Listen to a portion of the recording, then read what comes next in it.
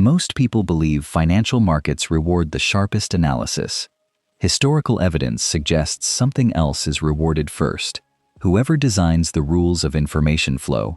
Every modern exchange began as a private club with a fixed number of seats. Access, not ability, was the first form of capital. The trader who executes an order. Architect, the exchange that decides who may trade, when, and at what price. The system was built before the trade ever happened. If the rules of a market are written by those who benefit most from them, can the market still be called neutral? The evidence does not settle this. By the late 19th century, brokers earned commission on volume, not accuracy. The incentive rewarded activity, regardless of whether that activity served the client. Underwriters were paid to sell new securities to the public.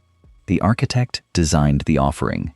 The worker, the retail investor, absorbed the risk of a company they had never audited. Information traveled by telegraph before it reached the public press. The seconds between transmission and publication became a private form of wealth. Worker and architect were never enemies. The worker needed the system to function. The architect needed the worker to believe the system was fair. To understand modern finance, we must first understand how compensation itself was engineered, not as a reward for outcome, but as a design for behavior. Annual bonuses tied to short-term results were common by the early 20th century. The calendar year, not the health of an institution, became the true unit of judgment. The analyst forecasting quarterly earnings. Architect, the board that decided quarterly earnings would be the primary measure of success in the first place. Does measuring performance quarterly improve decisions? Or does it simply reward whoever performs best for investors watching that particular quarter? Executive compensation increasingly included ownership of company stock. The architect was no longer just designing incentives for others. The architect now shared the same incentive. A rising stock price can be achieved through genuine growth or through financial engineering. From the outside, the two often look identical. The employee whose retirement depends on the company's stock. Architect, the executive who can sell shares before bad news becomes public. The two are rarely on equal footing. Early securities laws attempted to restrict trading on non-public information. The law recognized the problem, but enforcement always trailed behind the sophistication of those it governed. Credit rating agencies are paid by the very institutions whose securities they rate. The evaluator's income depends on the approval of the one being evaluated. The bond buyer who trusts the rating. Architect, the agency whose survival depends on repeat business from the bond issuer. Trust flows in one direction, payment flows in the other. Can an evaluator remain objective while being paid by the party it evaluates? History offers repeated case studies, but no settled answer. Regulation was never absent from finance. It was, more often, negotiated, written in rooms where the regulated and the regulators frequently traded seats. Many senior regulators later took executive positions at the institutions they once oversaw. Interpretation. The incentive to regulate gently may begin long before regulation ends. The junior examiner enforcing a rule. Architect, the senior official who once wrote it, and may one day be paid by those who must follow it. Central banks were designed to stabilize currency and manage crisis. Stability itself became a resource that some institutions could rely on more heavily than others. Certain financial institutions grew large enough that their failure threatened the wider economy. Size itself became a form of protection unavailable to smaller competitors. The small business owner who bears the full cost of failure. Architect, the institution whose failure becomes the public's problem. This asymmetry is called moral hazard. If failure is only ever punished among the small, does the system still discipline risk, or does it merely relocate the cost of risk? By the mid-20th century, finance had built new instruments to distribute risk. Instruments so complex few outside their design fully understood them. Mortgage loans were bundled, repackaged, and resold as securities. The distance between the borrower and the ultimate risk holder grew with every repackaging. The loan originator paid a fee per loan issued. Architect, the institution that designed a fee structure rewarding volume over the borrower's ability to repay. Rating agencies gave many of these repackaged mortgage securities their highest possible grade. The stamp of safety and the underlying risk had quietly diverged. When an instrument becomes too complex for its own creators to fully model its risk, who bears responsibility when that risk materializes?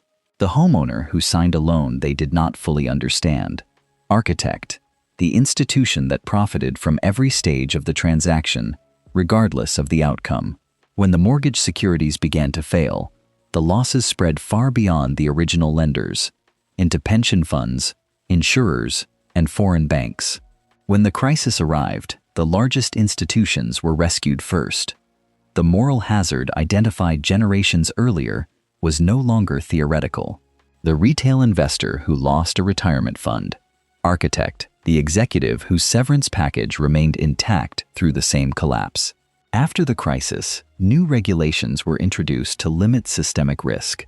Reform addressed many mechanisms but did not fully dismantle the incentives that produced them. With the rise of electronic trading, a new architecture emerged, one measured not in years or quarters, but in fractions of a second. Some firms paid enormous sums to place their machinery physically closer to exchange servers. Proximity, measured in feet of cable, translated directly into profit. The retail investor placing an order through an app. Architect, the firm that pays for that order flow before the investor's trade is even executed. Payment for order flow allows brokers to offer commission-free trading. The true cost was not eliminated.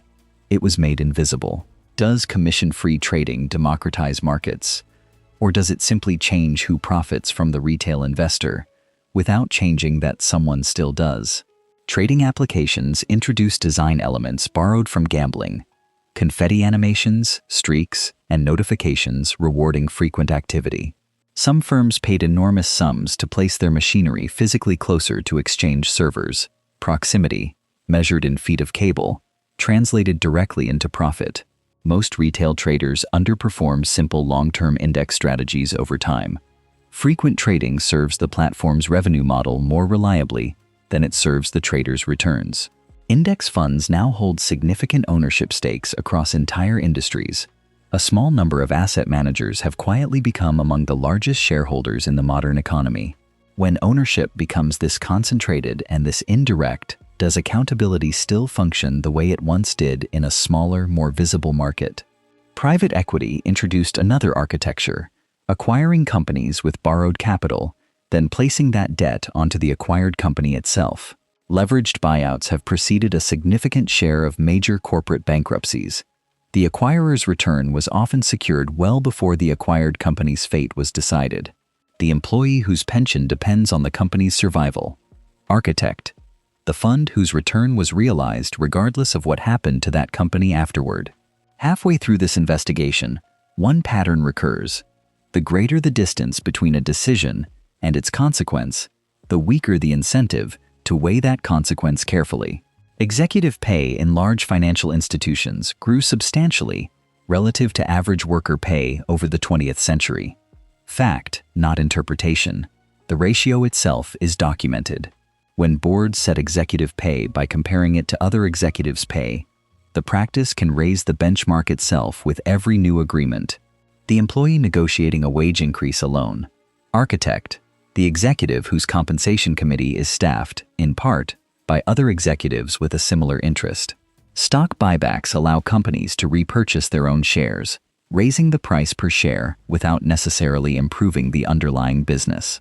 Is a buyback a legitimate return of capital to shareholders, or a mechanism that can be timed to benefit those who set the timing? Evidence exists for both readings.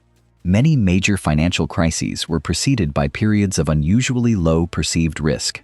Calm markets can quietly encourage the very risk-taking that later ends the calm. Derivatives allow institutions to hedge risk, or to amplify it. The same instrument, in different hands, can serve either purpose. The pension fund manager, using derivatives to protect retirees' savings. Architect, the trading desk, selling that protection while betting against the very outcome it ensures. Some institutions sold insurance-like contracts on securities they knew to be weakening, while continuing to represent them publicly as sound investments. At what point does hedging against your own product's failure become a conflict of interest rather than prudent risk management? The line has never been fully settled. After the 2008 crisis, new capital requirements forced banks to hold larger reserves. The reform addressed a symptom of the incentive structure. Without removing the incentive itself, many financial products are now designed to be understood primarily by their creators rather than by the retail customers who purchase them. When a product cannot be simply explained to the person buying it, the imbalance of understanding itself becomes a source of profit for the seller. The financial advisor legally required to recommend suitable products. Architect, the firm whose own products often carry higher fees than equally suitable alternatives. Does a fiduciary duty to act in a client's best interest function reliably when the advisor's own income depends on which products are recommended? Modern finance also introduced automated trading systems capable of executing millions of decisions without direct human judgment in the moment. Automated trading has, on occasion, produced sudden and severe market disruptions within minutes, unrelated to any real economic event. The human trader who once bore responsibility for a bad decision. Architect, the algorithm's designer, whose responsibility is distributed across a team, a firm, and a set of rules. Cryptocurrency markets emerged, promising to remove centralized institutional control from finance entirely. Exchanges, large holders, and platform developers within these new markets often occupy positions of influence remarkably similar to the institutions they were meant to replace. The retail participant, drawn by promises of decentralization. Architect, the early holder whose outsized share of the asset gives them outsized influence over its price. Can any financial system remain free of concentrated influence, or does concentration emerge naturally wherever capital and information can be unevenly distributed? Financial media and social platforms introduced a new incentive. Attention itself became monetizable, independent of whether the information shared was accurate. Coordinated online enthusiasm has, on several documented occasions, driven the price of a security far beyond any measure of its underlying business performance. The retail trader following a trend discussed widely online. Architect, the early, larger holder who benefits most from the attention generated by that very trend. Does widespread public participation in a market make that market more fair, or does it simply create a larger audience for the same underlying incentives? Across every era examined so far, one structural pattern repeats. Those who design the system's rules consistently retain more control over outcomes than those who simply operate within it. The family relying on a single financial advisor for major life decisions. Architect, the institution training that advisor to prioritize certain products through incentive structures the family never sees. Can financial education alone correct an imbalance built into the structure of the products themselves? Or does it merely help a few navigate a system built for the few already? Some reforms have attempted to require plainer disclosure of fees and risks. Disclosure requirements have expanded. Disclosure has not necessarily meant expanded comprehension. The regulator drafting plain language requirements. Architect, the legal department, translating those requirements back into language few outside the field can parse. Sovereign wealth funds, pension systems, and central banks now hold enormous, interconnected influence across global markets, often coordinating in ways invisible to individual investors. Monetary policy decisions by central banks can move markets more significantly in a single announcement than years of individual corporate performance, the small investor reacting to that announcement in real time. Architect, the institution positioned to act in the fractions of a second before the announcement is even fully public. Is this timing gap an unavoidable feature of any complex market, or a structural advantage that could, with different rules, be meaningfully narrowed? Whistleblowers within financial institutions have, at key moments, revealed misconduct long before regulators independently discovered it. Whistleblower protections have historically been inconsistent, and many who exposed misconduct faced significant professional and personal cost. The employee who discovers wrongdoing during ordinary duties. Architect, the institution whose internal culture determines whether that discovery is rewarded, ignored, or punished. Across a century and a half of financial history, The tools have changed. Telegraph to fiber optic, ledger to algorithm. But one structural question has not. Every reform examined in this investigation addressed a specific mechanism of harm, yet none fully addressed the underlying incentive to design new mechanisms. Worker and architect are not fixed identities. A person can occupy both roles at different points, protected by a system in one moment, exposed by it in the next. If incentives, more than individual intent, shape most financial outcomes, where should reform efforts be concentrated to have lasting effect? Some institutions have experimented with longer vesting periods, clawback provisions, and fiduciary standards designed to narrow the gap between decision and consequence. Transparency, accountability, and aligned incentives have, in documented cases, reduced the frequency and severity of institutional failures, though never eliminated them entirely. So we return to where we began. Most people believe markets reward the sharpest analysis. The evidence instead points to something quieter. Markets reward whoever shapes the rules first. The system is not a conspiracy of villains. It is an architecture of incentives, built layer by layer, defended by those it serves best, and open, still, to those willing to study its blueprint.